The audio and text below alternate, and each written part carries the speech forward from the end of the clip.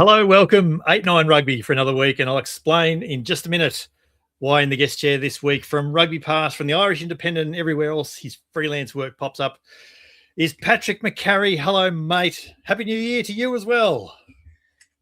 Hello, Happy New Year. Yeah, we're back. It's great to kind of see you're going strong, and the first few shows have been brilliant, and it's super to kind of see how everything's been going, and delighted to get on. I was kind of I was sitting on the bench waiting to kind of to get my number shown.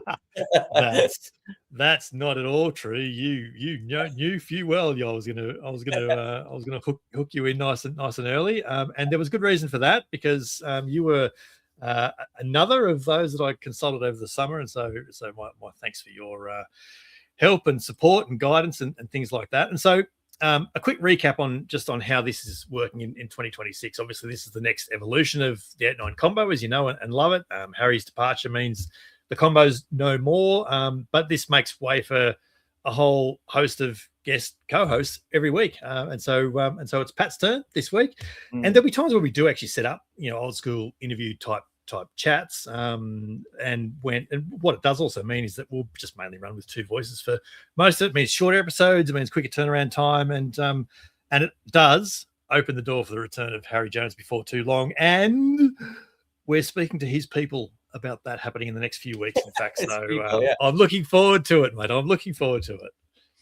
And it was great. What is it? I think I was lucky enough to kind of make my debut there on the Lecker Rugby Pod with Harry and MV. And that's what I said. I had bookcase envy there when I saw them. Like the two of the boys almost had wraparound bookcases all the way around their rooms. It was incredible. I've got fully functional libraries. You're not too bad there yourself, but what you're telling me is that what we see is it's all in shot. Yeah. There's a close zoom going on here. Yeah. There's a really unfortunate tight shot going on. Well, I have told you, mate, that his cheers will continue in 2026. So I've given you a little bit of homework. What are you cheering from around the rugby world this weekend just gone?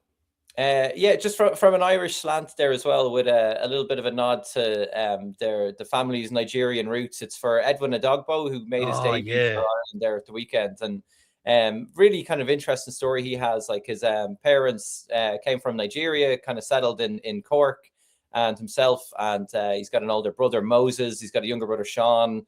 All of them kind of sports mad, kind of growing up down in County Cork. And he was going to get into tennis. Like when he was younger, that was his big thing. He used to watch a lot of tennis. But his younger brother was playing for Cove Pirates in West Cork, and he went along one day, saw them training, and he probably got roped into it as well, and said, "I'll give it a go," and hasn't looked back. But he's had a really interesting journey. Like he's spotted from a long way out because of his kind of size and stature, and he's a big boy, isn't he? Oh yeah, he's I think he's like around 20 stone, 6'5", like, and yeah, wow. He's probably not far off that even when he was a teenager. So he was kind of heading up through the ranks and did really, really well. Got pulled into the Munster Academy, but he had a few issues with injuries up along the way, where he would often kind of like, he never played for the under-20s or the under-19s time. The only Ireland cap he had before the weekend was for an under-18s club side against the Italians.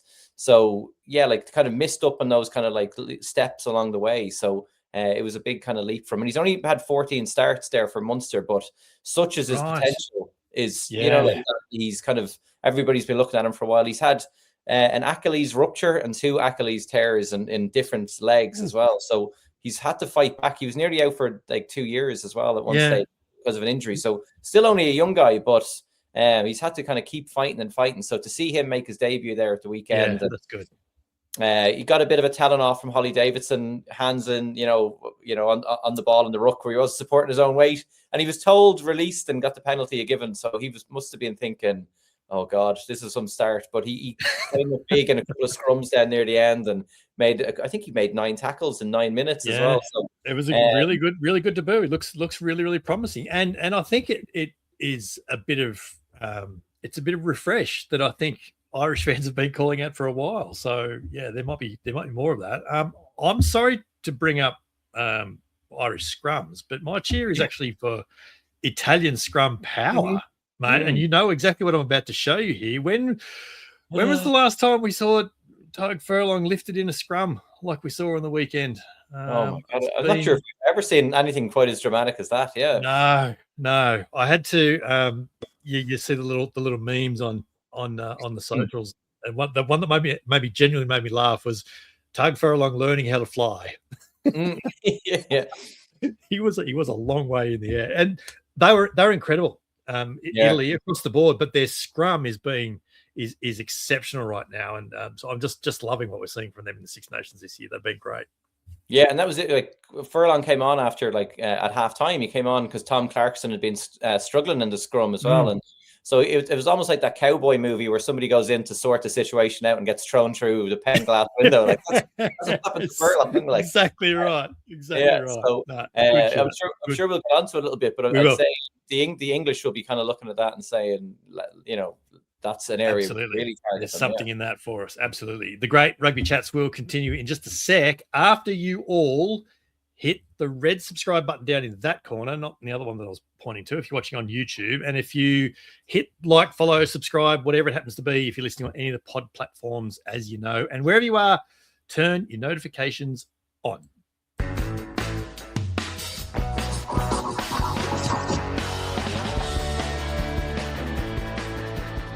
Nations round 2, mate. Some interesting results on the weekend as we saw.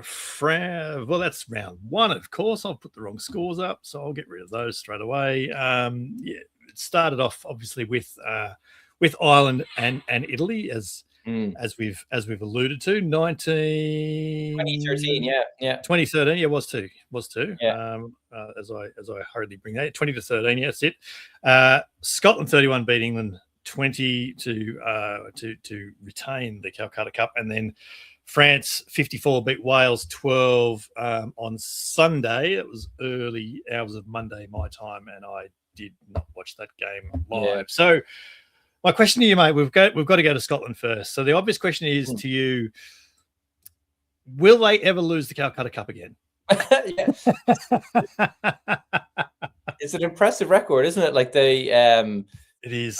Even it was funny as I was at the Ireland Italy game at the weekend, and at the end of it, like the Scotland game had started when the press conference was going on, and you're just kind of, you see your social media or you're getting messages from home or friends, and it's like Scotland have scored again, and you're like, what is happening here? And then it came up. I think by the time Stuart McCloskey came up for his kind of chat with the press, it was half time and Scotland were 24-10 up. And he kind of said a funny thing. He was like everybody was trying to tee up, as a journalist would try and tee up, like how big of a game is it going to be at Twickenham next week? Yeah.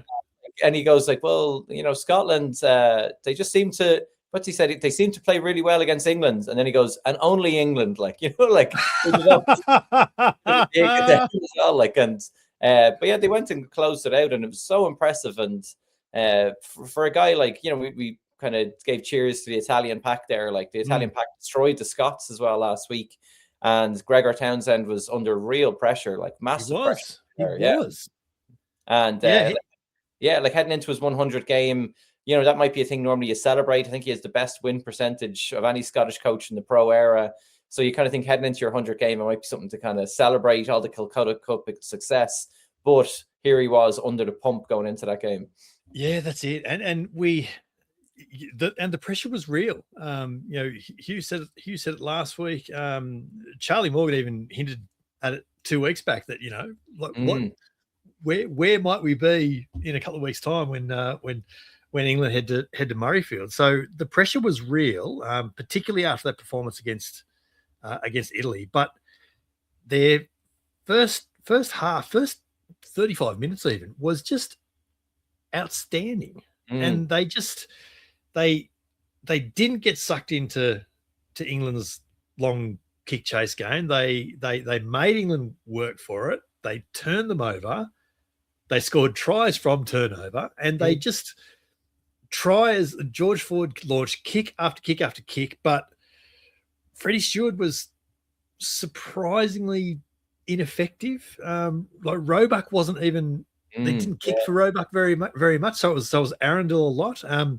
And Scotland was smart as well. They if it didn't go down Arundel's wing, they ran it back. So they kept Roebuck and Stewart out of the the regather equation by just not making a contest. And it was just such a smart game. And then I guess the funny undercurrent of all that is, we've been talking about it for several months, even going back to the November tests.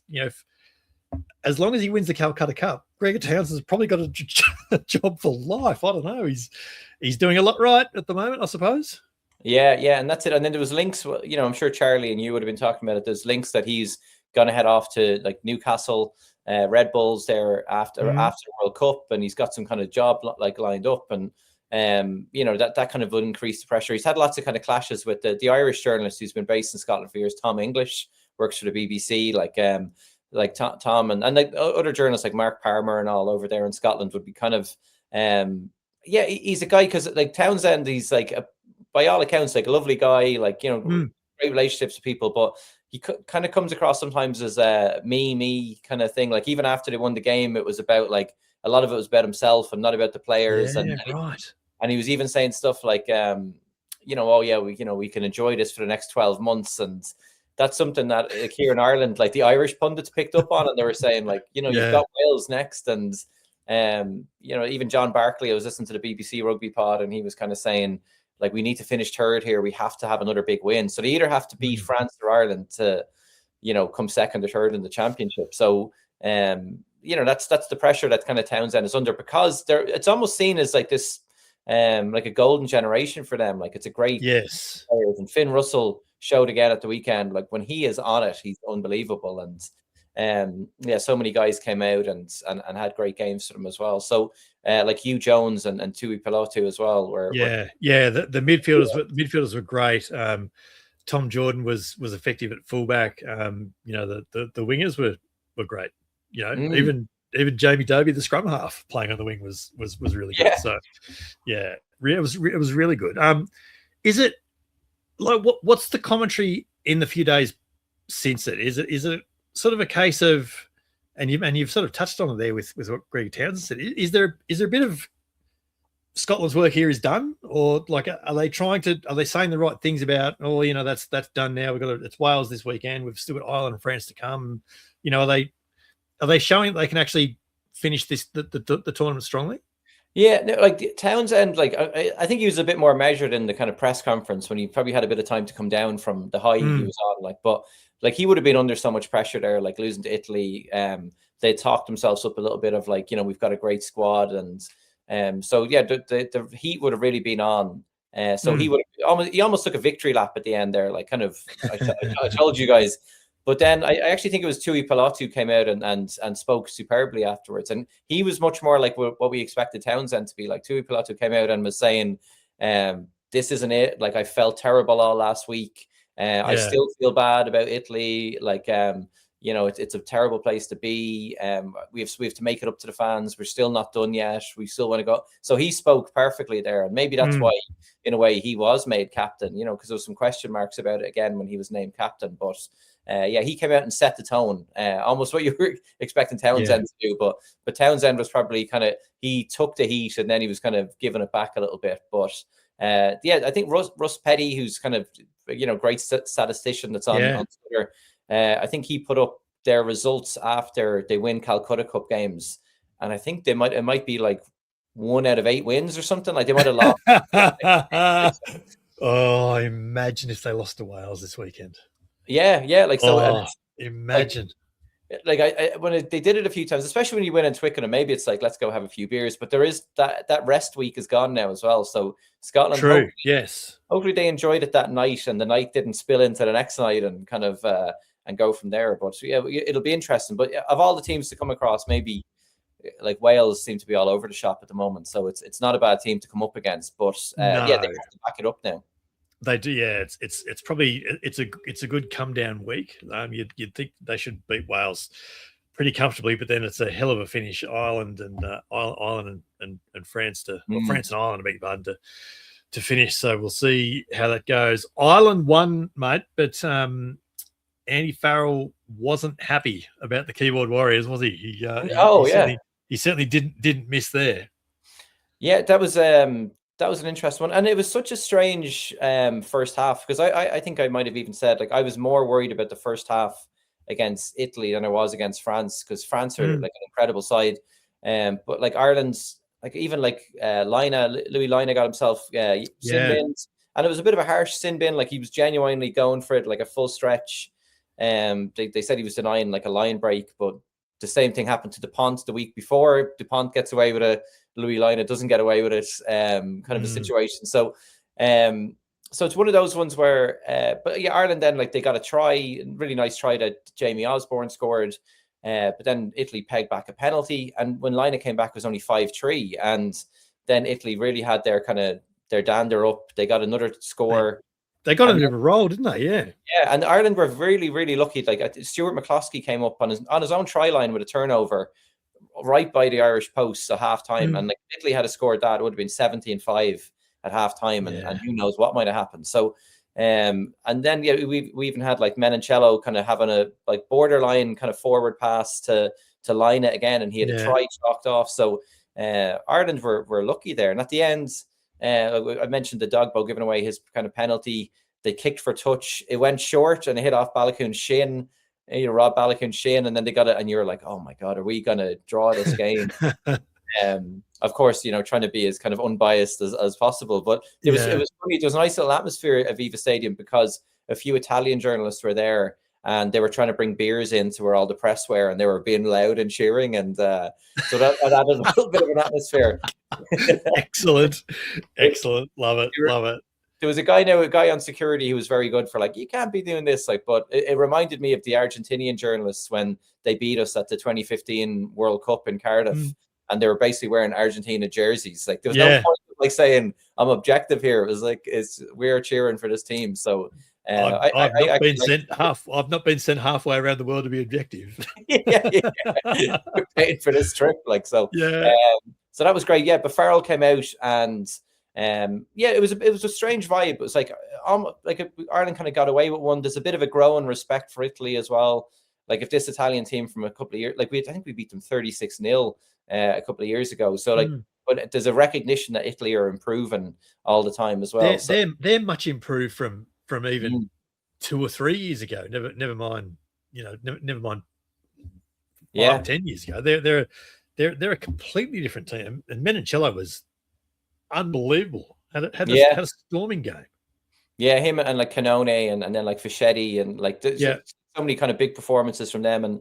And so the press conference part of it was okay. Like Farrell was kind of controlled, and then he went into what you would call like the Monday morning newspaper, kind of the embargoed section. That's normally held in a little corridor out the back of the press conference at Aviva Stadium. And Farrell, I think it was the second question he was asked, and it was basically like, Jack Crowley did well off the bench, like, has he made going to be a tough choice for Twickenham this weekend?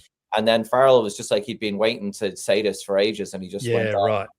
And so of course that's the reaction to. So Sam Prendergast didn't have his best game. I don't think that's speaking out of turn.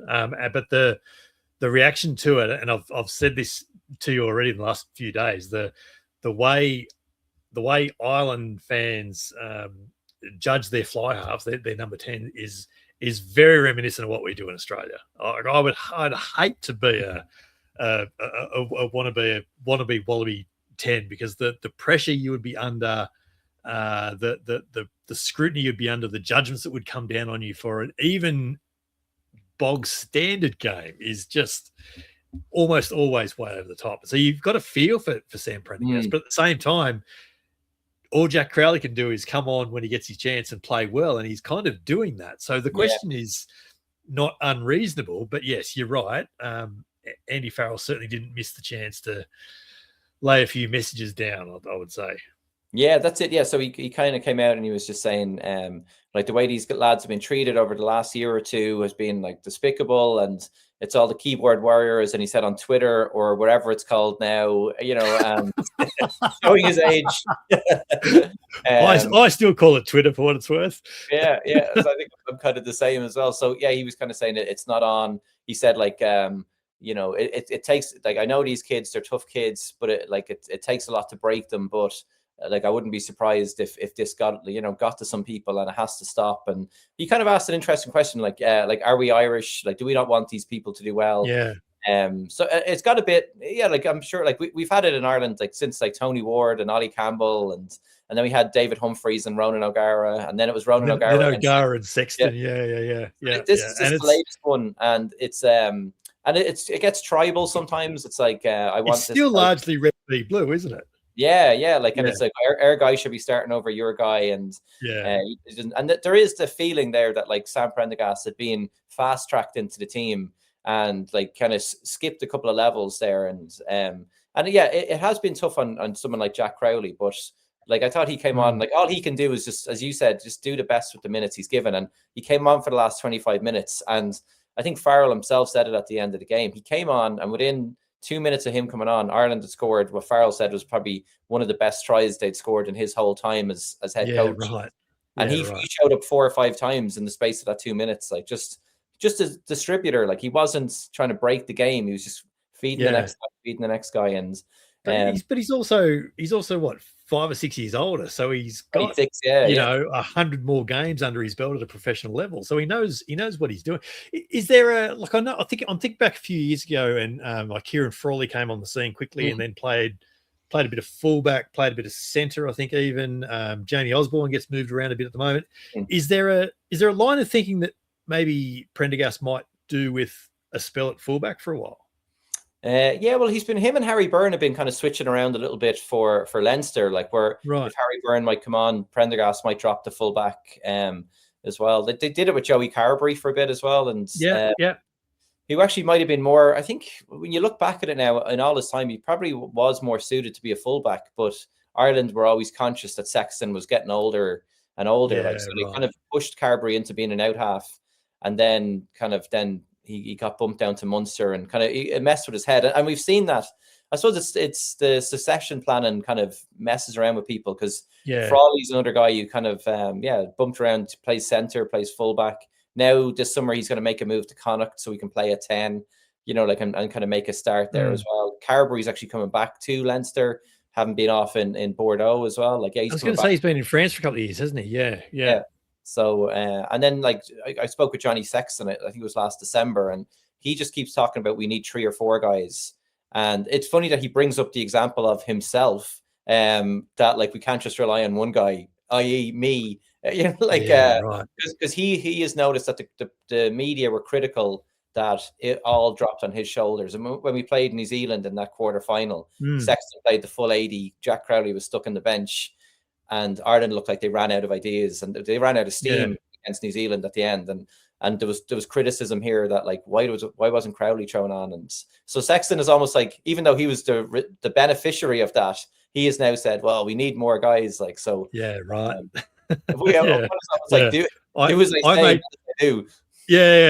made a career out of it, but let's not do that again. Right. So what sort of pressure? And we'll actually maybe I'll hold that question, because we'll get on to this game coming. I think all we need to say about France and Wales is that France were unsurprisingly comfortable.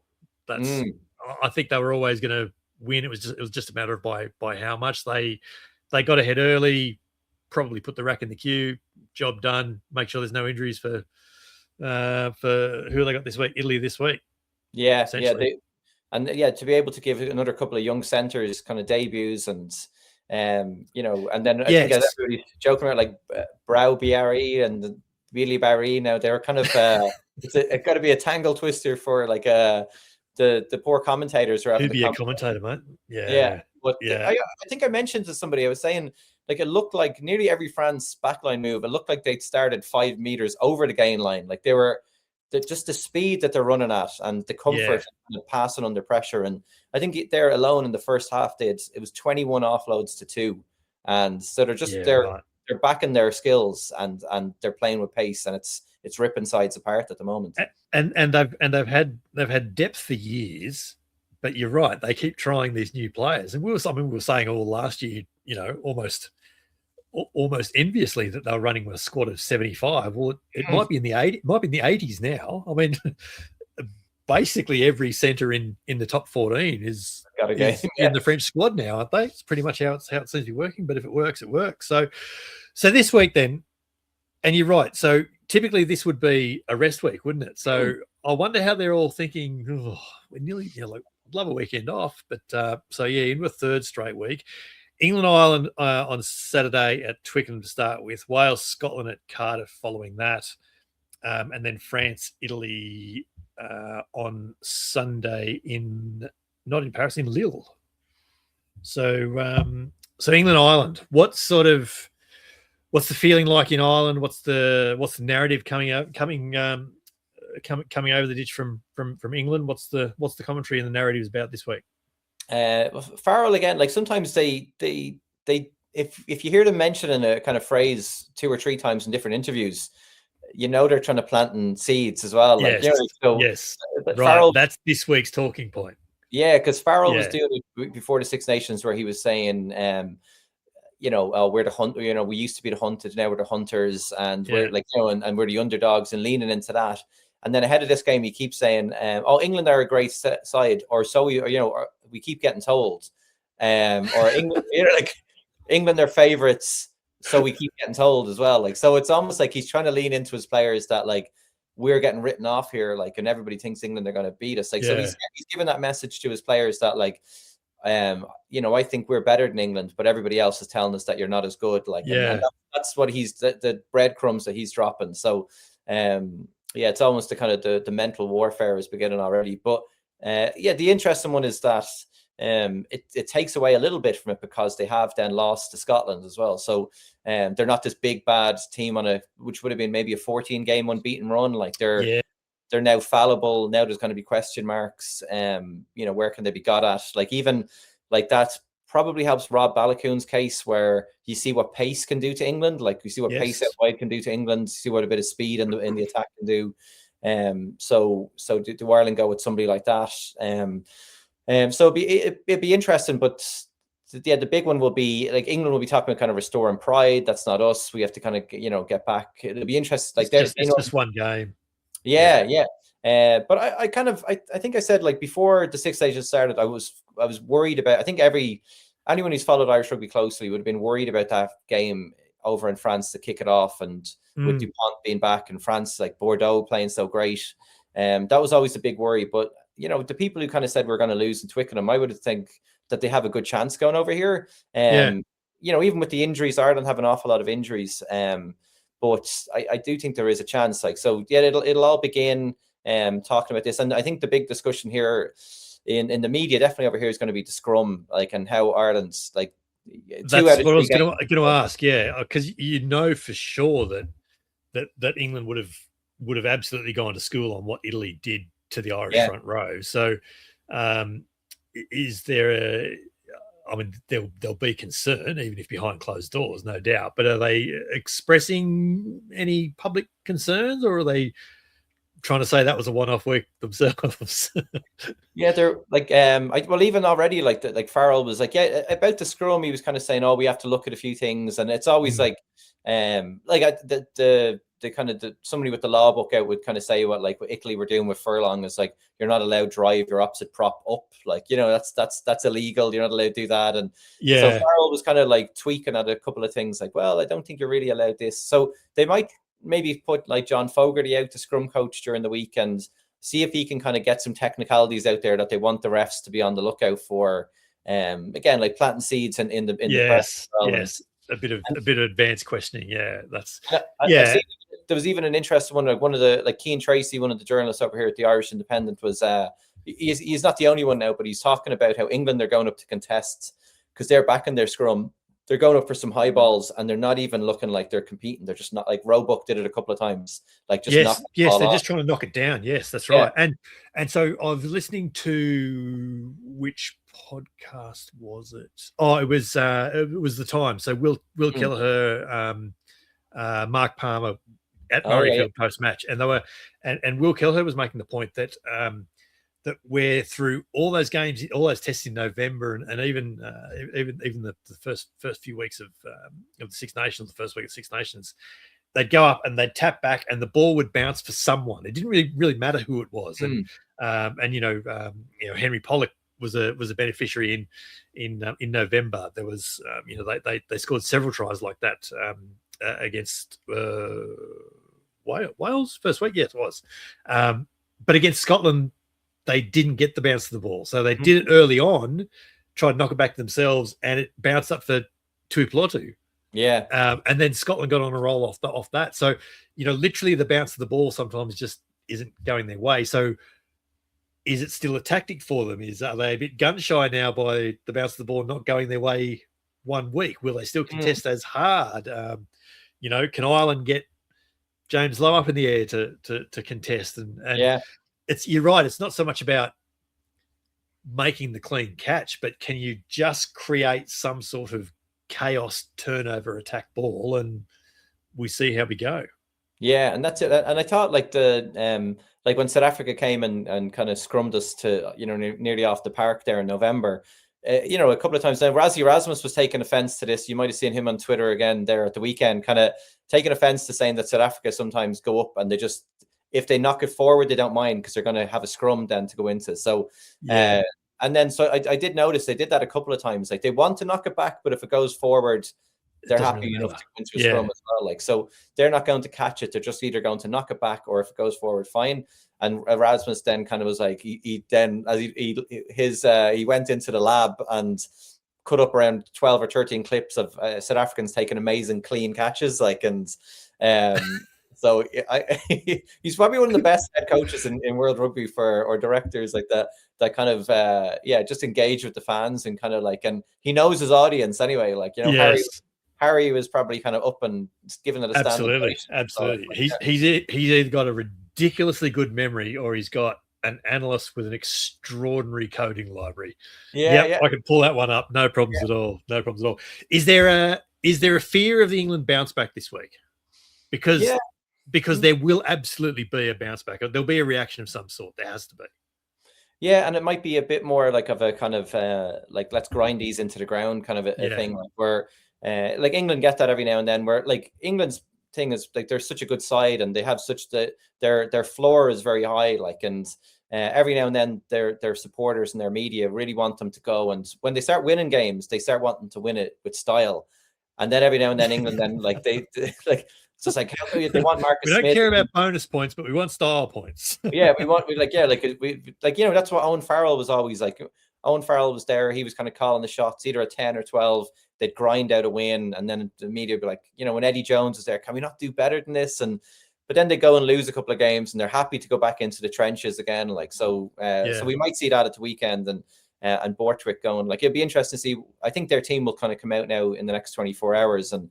Does he go with the more kind of rough and ready lads? Like it was interesting to see like Underhill kind of not have the greatest game at the weekend. Like, no, it was surprisingly quiet. Got taken off to half time. Was surprised. Like, I found myself a good way through the first half, so actually thinking, who is actually playing open side for England? Yeah, and like I actually having to read the jersey. It's Sam Underhill, but it's sometimes it's just not your day, is it? Yeah.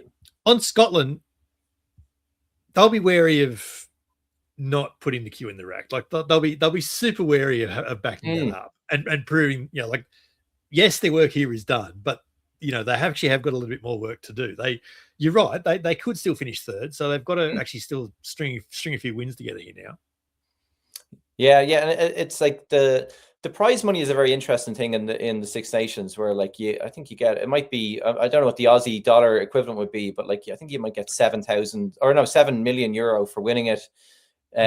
Double that. Yeah, that's what it is. That's what the breakdown is.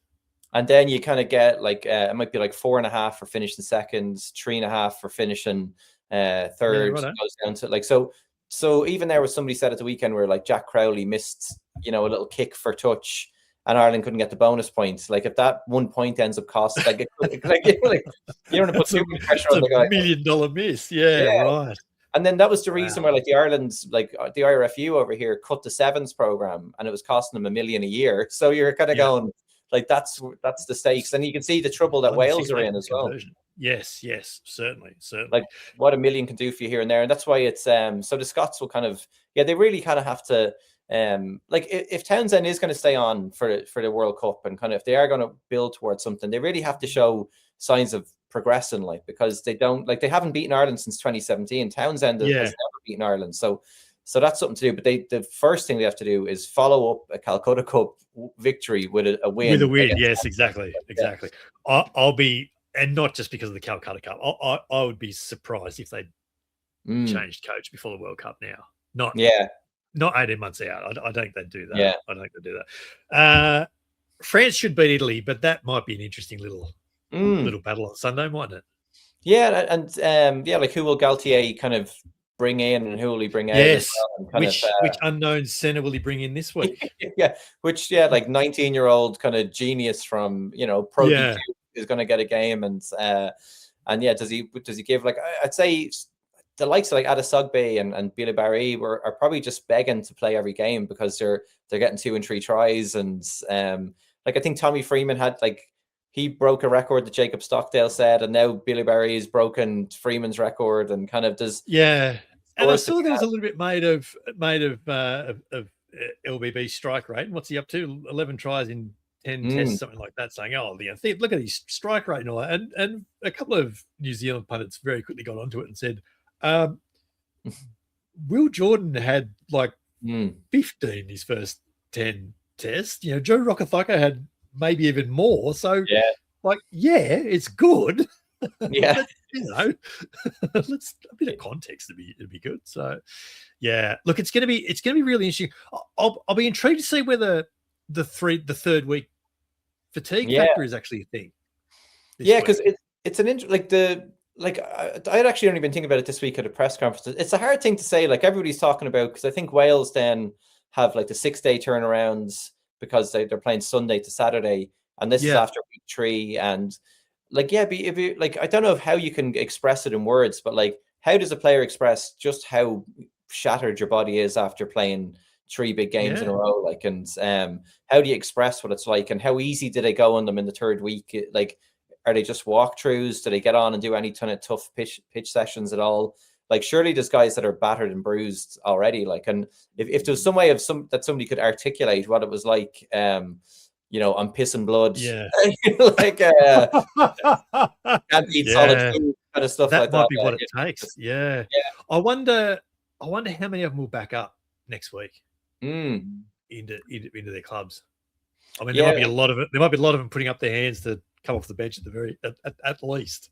Yeah, there's a few like the Italians, because they're never quite as they don't have the depth as the other countries as well. And just got the 2 teams too, obviously. Yeah, and do France really then kind of try and run them into the ground as well, and that'd be really kind of interesting to see. But I'd say France again will make 5 or 6 changes, and I was almost expecting them to make more changes against Wales. Are almost with all respect given to their past decades of great success, they're the new Italy in a way. Yes, Wales are the Italy of a couple of years ago. Yeah, you're right. Yeah, mate, it's still a good sign that and we've always said this, that when the chat goes really, really quickly, it's probably been pretty good. And so here we are, mate. It has been a great chat as always. There's we've raced through all of this. I'm really looking forward to this weekend, but just thanks so much, mate. It's been great to catch up again, to have a chat.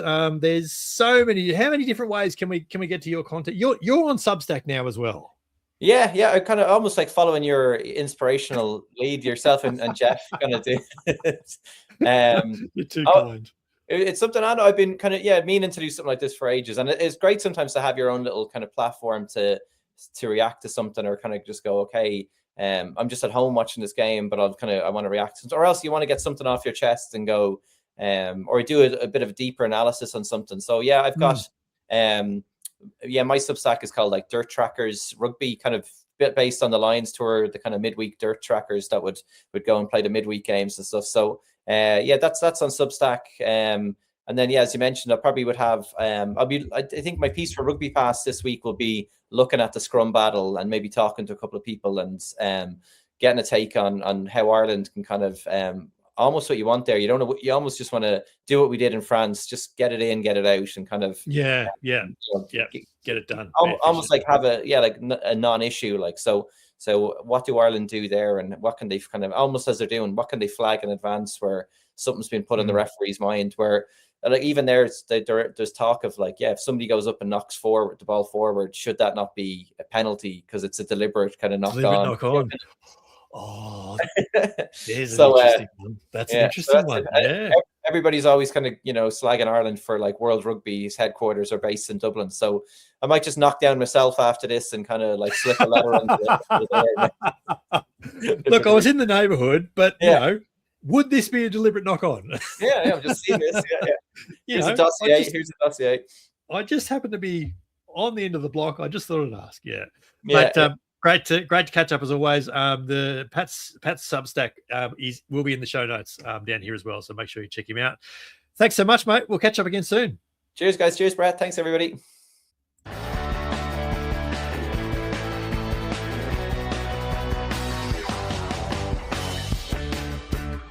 Fantastic to have Pat McCarry on 8-9 Rugby for the first time in 2026. He's a great writer, great pundit, and you should definitely check him out whenever he pops up for you. And as I mentioned, we'll absolutely look up Dirt Trackers on Substack and see the links in the show notes as well. I can't wait to keep the guest co-host coming each week through the year. On 8-9 Rugby this week, Jeff Parks joins me for the next episode of the Oz Rugby Scene, which is our new 8-9 format edition of looking into Australian rugby and Super Rugby in particular. So Jeff's coming on for that. We'll debrief the first weekend of Super Rugby Pacific, and we'll explain a little bit more about our venture into publishing, which is 8-9 Rugby on Substack. So and if you haven't found that, absolutely go and check it out. Again, links in the show notes down here. We're adding a host of names that you know to bring unique insights and well-respected rugby opinions that you love as well. So find us on Substack. Subscribe now to the new exclusive home of Jeff's very widely regarded column, The Wrap, every Monday on 8-9 Rugby on Substack, and more great writing for the rest of the rugby week as well. So yes, don't miss the Oz Rugby Scene on 8-9 Rugby on YouTube, plus wherever you pod later this week. That then is the latest 8-9 Rugby episode behind us. My sincere thanks to Pat McCarry once again. Tell us what you think by finding 8-9 Rugby on the socials. Have your say on the 8-9 YouTube channel as well, and you can find me on the socials at BMC Sport too. This is 8-9 Rugby, and we'll be back in your ears this week with the Oz Rugby Scene.